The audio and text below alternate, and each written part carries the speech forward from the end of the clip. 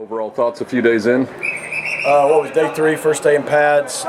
Defense well ahead of the offense. It's the way it should be. You know, if you feel like a good balanced team, and really happy with the play of our secondary. I think we're contesting plays. People aren't running wide open. I think we're better up in front against the run too. So we got a long way to go there, but I like the physicality we had in day 1 with the defense. Offense has got a ways to go, I think, to get where we want to be. To play with the tempo and the execution we want to. I did think they finished practice well today, though, in some competitive situations. So it's a process. The thing about process, it's boring. It's boring for me to get here and talk about what we're doing right now. There's a routine to a process that isn't fun and exciting, but if you do it right, then when you play, it is. So that's where we're at. What have you thought of Preston and Kevin, 2 days in, or a few days in? I think they've got good command of what we're doing. They seem very comfortable. I think they're doing a good job just running the offense. It's in install mode, but run the plays that are given to them, even versus bad looks. I think Preston, and Kevin at times too, but Preston's shown you one of his strengths. He can extend plays, get out, throw on the run, take off. So if he can continue to build on that strength and value the football, then that's a good thing for us. What did you think about the end of practice there with that catch with Jordan and everyone getting hyped up? Yeah, look, it's good.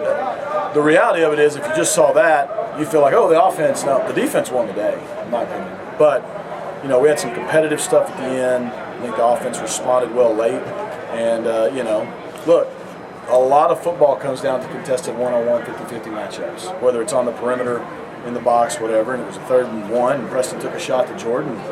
Charles had great coverage. It's just Charles has probably made those plays more than half the time in the first 3 days. But, Jordan made a great play there. And it's good energy. And the biggest thing we talk about with our guys that I like about this team, and we've got to continue to do this, is we compete with each other, not against each other. And that's a small detail that matters. We're not trying to show each other up, and we're competing with each other because it makes us better. If Jordan and our wideouts are the best wideouts that Charles Wood sees all year, then he's going to be better on game day. And if Charles is one of the best DBs that our wideouts face all year, then they're going to be better. And that's got to permeate through our team. So I love it. What have you seen from your running backs through the first few days? Solid, steady. They know what they're doing. Coach Hall's done a good job. We got good depth. When you talk about, Rooster and LJ and Levine being back, and then Velton and Kamar, that's 5 pretty good options. They all seem to be just kind of being quiet and going to work. Not a lot of flash, doing their job, and I think they've done a good job in protection, early on, which is good. Again, first day in pads, so we'll see the film, but they're all running north and south, which is what we want. How do you balance the psychology with that group? They're all competitive guys. They all want the ball, and there aren't enough carries for everybody to have a whole lot every week. Yeah. Hopefully that's the case at a lot of positions. Competition makes everybody better. We've told them all, you are competing, you'll earn your opportunities, and if more than one guy can earn an opportunity, we'll play more than one guy. Now, we're not going to be able to play 5, but you just look at last year, the injuries we had. Hopefully we don't, but we're going to need everybody at some point. And so, if you end up being that 4th or 5th guy, it takes a really mentally tough person to be able to push through that, knowing that, hey, it may be week 3 or 7, or it may be the last game when you're called upon. If you're ready, you'll take advantage of it, and if you're not, you won't. But we're not anywhere near that yet, so those guys are all competing, and they all know, though. They know it's a really competitive situation, which is good. What have you seen from Kamar? Coach Grizz, he was the guy that Coach Grizz talked about at Break the Rock, getting a little bigger, a little stronger, and a lot healthier. Yeah, Kamar, in the spring did what he needed to do academically, which was good. Coach Grizz thought he had a great summer. It's about consistency with him, not just on the field, off the field. And I don't mean that like his character's fine, he's a good kid. It's just, consistency, being where you're supposed to be on time, going to class, and just doing all the things that, don't necessarily make you a great player or a champion, but great players and champions do. And so first 3 days he's been great.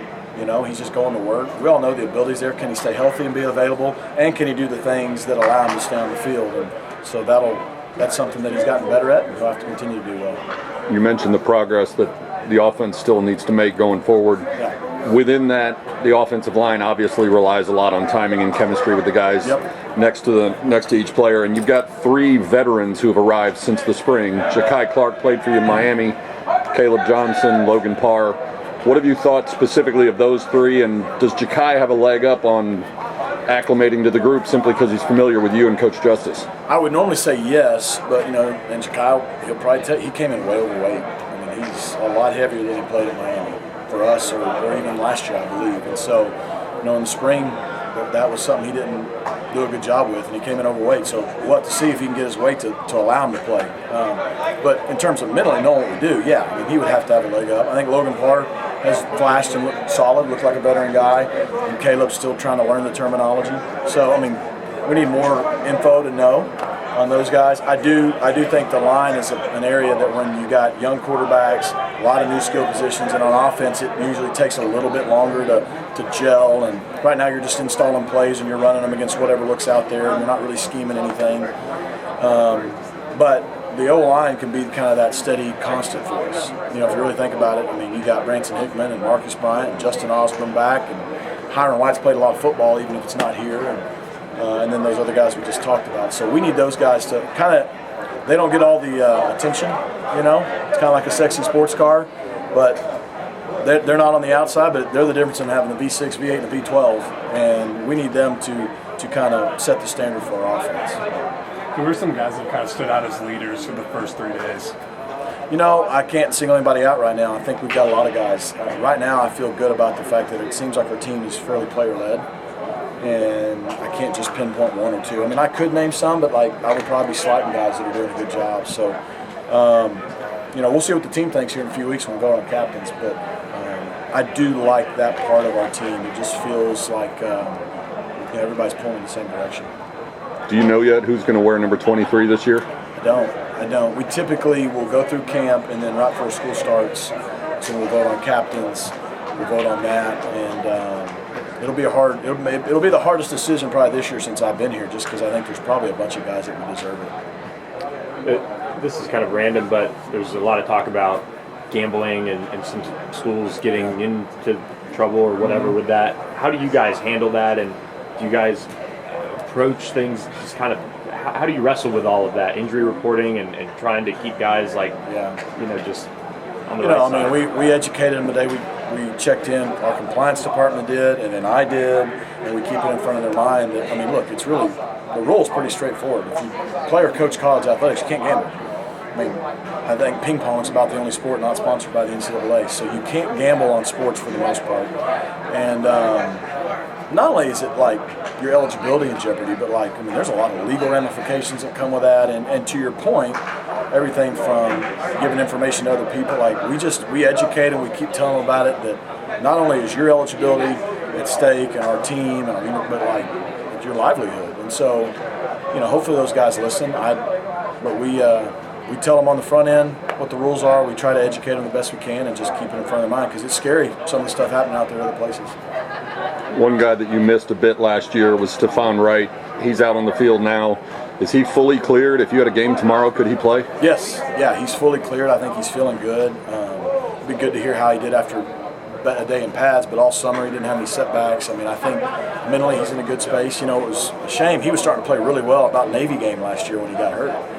And so he's a really athletic guy on the inside for us that just really adds to our depth. So we're excited to have him back. In the secondary, you kind of talked about the guys you brought in, upping the level of the guys returning. Yep. I know Crossley had a big play to end practice yesterday.